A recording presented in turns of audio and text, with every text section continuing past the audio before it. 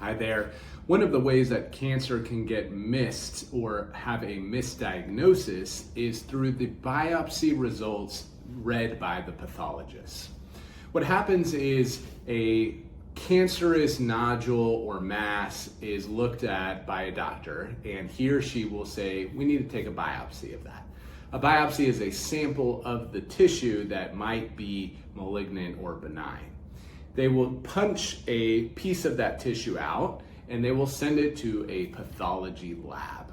The pathology lab has microscopes and pathologists who look through those microscopes at the very cellular level of that tissue.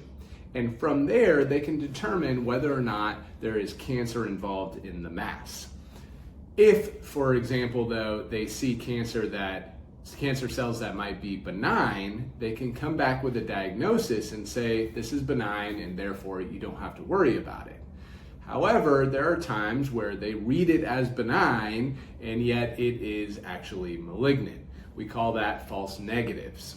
There is also times on the reverse where they believe that they think there is a malignant cell in the tissue, but in actuality it is benign.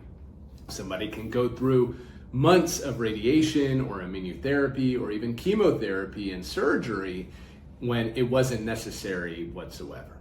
If you believe that you had a cancer diagnosis or a missed diagnosis and it had to do with the biopsy results, then you need to speak to a medical malpractice lawyer to know about your rights. My name is Adam Funk and I am a medical malpractice attorney, and I'd be happy to talk to you about your potential case.